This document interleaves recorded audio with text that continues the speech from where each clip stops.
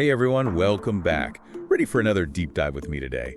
There's a lot going on in the world, from potential asteroid threats to groundbreaking scientific discoveries, and we've got an interesting mix to unpack today. Yeah, it's a pretty diverse collection of stories. We'll be talking about ancient Egyptian tombs, a potentially worrisome asteroid, and even some research that's giving us clues about how humans developed speech. And of course, no deep dive would be complete without a look at some exciting new developments in space travel technology. Definitely a lot to cover. So let's jump right in. For all the history buffs out there, I want to start with the news of a new royal tomb discovered in Egypt. I mean, how often does something like this happen? Well, I have to think about it. The last time a royal tomb of this scale was unearthed was back in 1922. You're talking about Tutankhamun's tomb. Exactly. So this new find, the tomb of Thutmose II, it's a pretty big deal. It's near the Valley of the Kings and dates back about 3,500 years. Wow, 3,500 years? That's incredible. To think that a tomb could remain hidden for so long. So is it like Tutankhamun's tomb? Full of treasures and artifacts and all that? Sadly, no. Looks like looters got there first, long ago, so no dazzling treasures or even the pharaoh's mummy were found this time. Oh, that's a shame. But I'm guessing they found something, right? What clues were left behind to tell them it was Thutmose II's tomb? Oh, definitely. They found some fragments of alabaster jars and, importantly, inscriptions. And on those inscriptions, they found the names of both Thutmose II and his wife, Queen Hatshepsut. Fascinating. So not only does this confirm whose tomb it is, but it also gives us more insights into this whole period of ancient Egyptian history. Right. It's like piecing together a puzzle. Speaking of puzzles, how did they even find this tomb after all this time? So the entrance was actually discovered back in 2022, nestled in the mountains just west of the Valley of the Kings. At first, the researchers, they thought it might be the tomb of a royal wife, But as they kept exploring, they realized it was something much more significant. Unfortunately, there was some flooding in the past that damaged the inside of the tomb. It actually fragmented this plaster lining that was decorated with scenes from the Book of Amduat. The Book of Amduat. I feel like I've heard of that, but can't quite remember what it is. Can you refresh my memory? It's an ancient Egyptian funerary text, kind of like a guidebook for the deceased's journey through the underworld, if you will. Okay, that makes sense. So this incredible discovery, this pharaoh's tomb, links us back to ancient Egypt, right? Huh. But now let's switch gears a little bit to something maybe a bit more unsettling. You mentioned something about a potentially worrisome asteroid. Yeah, asteroid 2024 YR4. They detected it late last year, and the early calculations, well, they show a possible impact with Earth on December 22, 2032. But before you start panicking, both NASA and the European Space Agency, they estimate the chances of impact are currently only about 2%. Okay, only 2%. Well, that doesn't sound too alarming. Why are scientists so concerned about this particular asteroid then? Is it particularly big or something? It is a factor. You see, 2024 YR4 is estimated to be somewhere between 40 and 90 meters in size. So if it were to hit, it could cause what they're calling significant local damage. Local damage, huh? Could you elaborate on that a bit? Give us a clearer picture, maybe? Imagine an explosion equivalent to 8 megatons of TNT. 8 megatons, wow. Yeah, and to put that in perspective, it's 500 times the power of the Hiroshima bomb. It's definitely something to keep an eye on. Okay, yeah. Local damage might be an understatement in this case. So where are we talking about here? Where are the potential impact zones if this thing stays on its current course? Well, right now, the projections show a corridor from South America across the Atlantic all the way to India. Wow, that's a huge swath of the planet. Yeah. I mean, what can we do about something like that? Are we just sitting ducks if this asteroid decides to head our way? Not necessarily. Early detection is key here, and scientists have a limited window to gather more data about 2024 YR4's trajectory. What do you mean by a limited window? How long do they have? They only have until May 2025 before the asteroid becomes too faint to track from Earth. So until then, they'll be using every telescope they can to get a really precise picture of its path. So we basically have a little over a year to figure out if this is a real threat or just a close call, huh? What happens after May 2025 if the data suggests it really is a risk? Well, that's when things could get really interesting. If they deem the risk significant, international organizations like the United Nations would likely step in to coordinate a global response. Global response? What would that look like? That could involve a bunch of different strategies. developing ways to deflect the asteroid, like NASA's DART mission, or planning evacuation procedures for potentially impacted areas. It would be a massive undertaking for sure. Yeah, that DART mission was really impressive. It does offer a glimmer of hope that we're not completely powerless against these kinds of things. But let's move on to something completely different. You mentioned a breakthrough in understanding human speech. Right, and this is where things get really fascinating. This new research suggests that a single protein called NOVA1 might hold the key to understanding how humans developed speech. Wait a minute, a single protein? That's incredible. Tell me more about this. So there's a specific variant of this protein, I197V, that's only found in humans. It's not even present in our closest extinct relatives, Neanderthals and Denisovans. They didn't have it. Wow. So what does that tell us about the evolution of speech? Well, researchers took this even further. They genetically engineered mice to carry this human version of NOVA1. Oh, okay, interesting. Yeah. And the results were astounding. These mice, they started emitting these distinctly different vocalizations compared to regular mice. So were they like talking mice? Well, not exactly talking, but the changes in their vocal patterns were pretty significant. It really suggests that this genetic variation might have played a role in how human language developed. That's mind-blowing. Just one little change in a protein and suddenly, bam, potential for complex communication. So, besides just helping us understand our evolutionary history, what are the implications of this discovery? Could it have any real-world applications? Oh, the potential applications are huge. This could pave the way for new treatments for speech disorders, maybe even helping people who've lost the ability to speak regain their voice. And it could totally change how we think about how language develops in children. It's amazing to think that one tiny protein could hold so many secrets about human communication. But on a more somber note, there's a story that reminds us that things can go terribly wrong. You mentioned something about a tragic incident in Brazil. Yeah, this one is really sad. It involves a 14-year-old boy who passed away after injecting himself with a dead butterfly as part of an online challenge. Wait, you're kidding, right? That's awful. It's a true story, unfortunately. This boy, Demi Nunes Moreira, he blended this butterfly with water and injected it into his leg. He started vomiting, experiencing a lot of pain, and, well, tragically, he passed away. That's heartbreaking. It's a reminder of how dangerous some of these online challenges can be. It really is. We need to be more careful and think critically about what we see online, especially when it comes to things that encourage risky behavior. Absolutely. Okay, let's shift gears one more time to a story that actually offers some potential solutions to some of the challenges we've been talking about. You mentioned something about Russia's Rosatom and new space travel technology. Yes. Rosatom is currently developing this super powerful plasma engine designed for deep space missions. It has the potential to totally revolutionize space travel and really change the game. Plasma engine. That sounds like something straight out of Star Trek. How does it work? It's pretty cool. The engine uses a magnetic field to accelerate plasma, and that creates thrust. This technology could reduce travel time to Mars. Reduce it by how much? Well, right now it takes almost a year to get to Mars, but this engine could cut that down to just 30 to 60 days. Hold on. You're saying we could get to Mars in a month? That's insane. What would that mean for, space exploration in general? Think about it. Reaching distant planets and moons that much faster opens up a whole new world of possibilities for scientific discovery.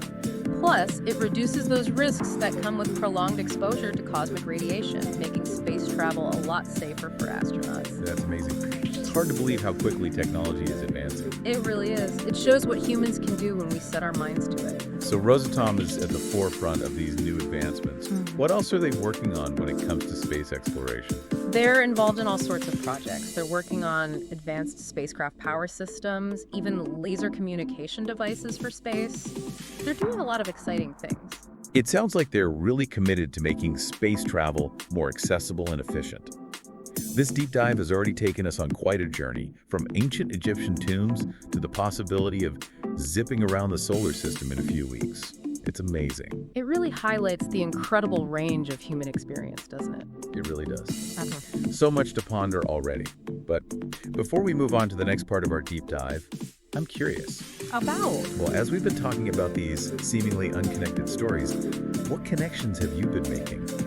How do these things tie together in your mind? That's a great question. And that's exactly what we'll delve into in the next part of our deep dive. We'll explore how these stories are connected and what they tell us about the world we live in. Sounds intriguing. I Can't wait to continue this conversation with you. And for our listeners, thanks for joining us. Stick around, and we'll be right back with more insights and exploration in part 2. Welcome back, everyone. Before the break, you asked about those connections, between these stories. It's a good question. It is. It's easy to get caught up in each headline, but taking a step back and looking for those connections, I think that's where things get really interesting. But where do we even begin? How do we connect something like an ancient Egyptian tomb with a potentially dangerous asteroid and talking mice?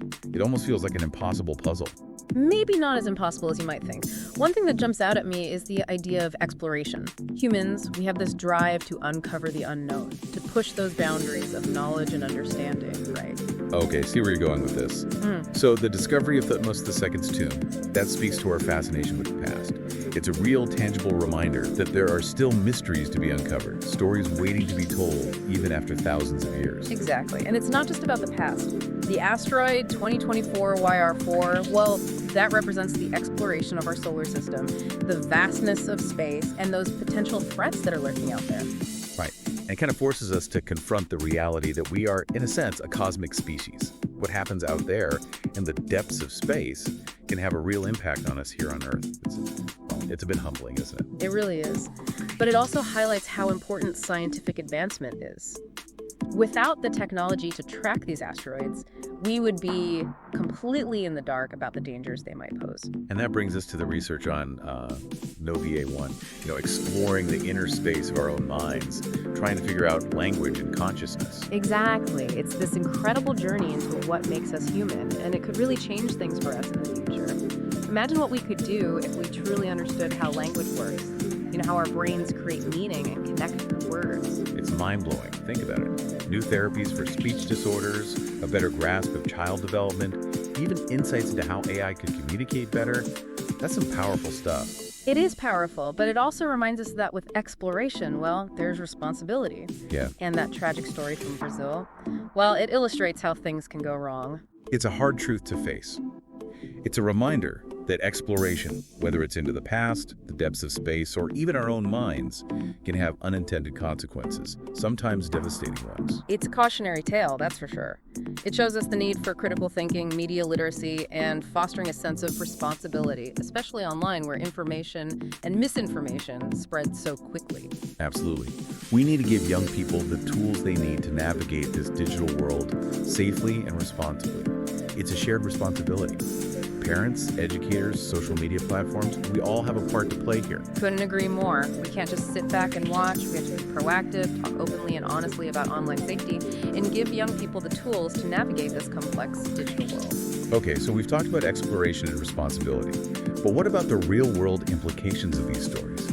Like, what are the next steps for those scientists tracking asteroid 2024 YR4? What can we expect to happen in the coming year? As I said before, it's a race against time for them. They've got until May 2025 to gather as much data as they can about the asteroid's trajectory before it fades away and becomes too hard to track.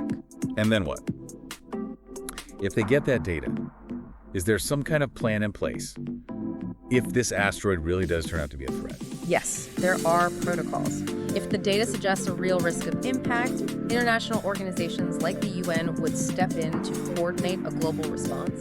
It could mean working on ways to deflect the asteroid, like that DART mission we talked about, or even planning evacuation procedures for any areas that might be in its path. Coordinating a global response to something like that sounds like a logistical nightmare. It would definitely be a challenge, no doubt. Yeah. But when it comes to these threats from space, we're all in this together. It goes beyond borders and politics. This is about human survival. It's a stark reminder of how vulnerable we are, but also maybe, hopefully, it shows that we can come together when faced with a common threat. So let's talk about the NOVA1 research for a minute. What happens next with that? What are the next steps for the scientists studying that protein and its link to human speech? Well, next, I think they'll probably dig deeper into exactly how NOVA1 affects brain development and language processing. I'm sure we'll see more experiments with those genetically modified mice, and maybe even research into the connection between NOVA1 and speech disorders in humans. It's really exciting stuff. It is, but I imagine this kind of research takes time. Right? Oh, absolutely. These breakthroughs rarely happen overnight. It takes years, sometimes decades, to really unravel the mysteries of the natural world. Okay, so we'll need to be patient, but we'll keep our listeners updated on any developments in the NOVA1 research. Now, before we move on to the final part of our deep dive, I want to circle back to that story about Davi Nunes Moreira, the boy in Brazil. It's a difficult topic, but important to discuss. Agreed. It's a reminder of how dangerous the online world can be, especially for kids and teenagers who are more vulnerable to things like peer pressure and those viral trends. So what can we do to prevent these kinds of tragedies? What can parents, educators, and social media platforms do to create a safer online environment? It's a really complex issue, and it's going to take a multifaceted approach to solve it. Open and honest conversations about online safety are crucial. Parents and educators need to talk to young people, warn them about those viral challenges, and encourage them to really think critically about what they see online. And social media platforms, they need to do their part too. Stricter content moderation, flagging dangerous content, promoting digital literacy resources. There's a lot that can be done. Sounds like it really has to be a joint effort, right? Not just about placing blame, but working together to create a more responsible and informed online environment. Exactly. It's about giving young people the power to make good decisions, to question what they see, and to understand how their actions online can have consequences offline. So before we wrap up this part of our deep dive, I want to leave our listeners with a question to think about. We've talked about the past, the present, but what about the future? What do you think is in store for humanity in the years and decades to come? What should we be excited about? What should we be cautious of? We'll explore those questions and more in the final part of our deep dive. Stay with us. Welcome back to the deep dive. We've journeyed from ancient Egypt to those potential asteroid threats, even explore the mysteries of human speech. Now for the final part of our deep dive, let's look ahead to the future. The future. It's full of promise and uncertainty, right? It's a vast, uncharted territory. But I think if we examine those trends that are shaping our world today, we can get a glimpse of what might lie ahead. Okay, so where do we begin? What are some of the key trends that you think are shaping the future? Well, 3 areas immediately come to mind for me. Artificial intelligence, biotechnology, and of course the transition to sustainable living. All 3 of these fields are advancing so rapidly, and they each have the potential to really change the world as we know it. Let's start with AI then. It feels like it's everywhere these days. Self-driving cars, algorithms recommending our next favorite song. What are some of the potential benefits and risks of AI as we go further into the 21st century? Well, the potential benefits are huge. AI could automate tasks, make things more efficient, even help us solve some of the world's most pressing problems. Think about climate change modeling, personalized medicine, maybe even using AI to better allocate resources to fight poverty. The possibilities are really exciting. It does sound promising. But I'm sure there are concerns too, right? What about job displacement or even that idea of AI becoming a threat to humanity, like we see in all those sci-fi movies? Those are valid concerns, and it's important that we don't ignore them. We absolutely need to develop AI responsibly with those safeguards in place to make sure it aligns with human values and stays under our control. We need to think about the ethical implications and make sure the benefits are shared fairly across society. A balanced and thoughtful approach then. Yeah, exactly. Now, you also mentioned biotechnology as a major trend shaping the future. What advancements in that area are you most excited about?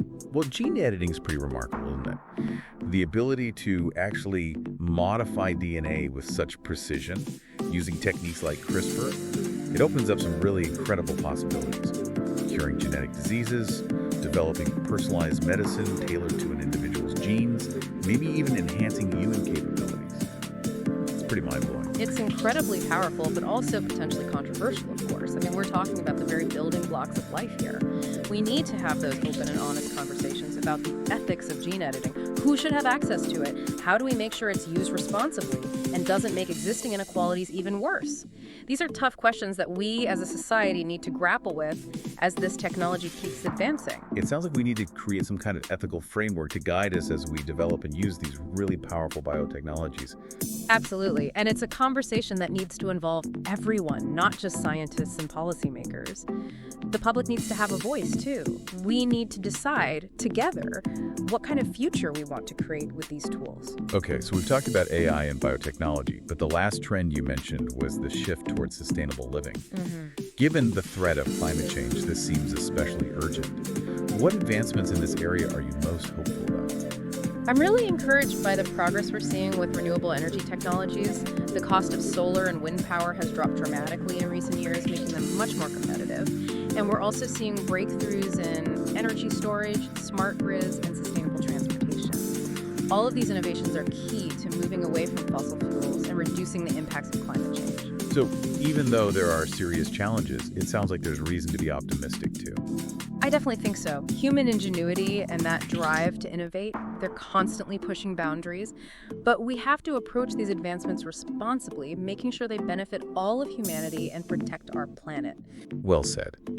As we wrap up this deep dive, I want to ask you, what's the one takeaway message you want to leave our listeners with today? I want them to embrace their curiosity. Don't ever stop questioning. And approach the future with a mix of optimism, but also critical thinking. The future isn't something that just happens to us, right? It's something we create through our choices and actions. Wise words. And to all our listeners out there, thank you so much for joining us on this journey. We hope you learned something new, maybe had some thought-provoking conversations, and that you're leaving feeling a little more hopeful about the future. Keep exploring, keep learning, and as always, keep those questions coming. Until next time.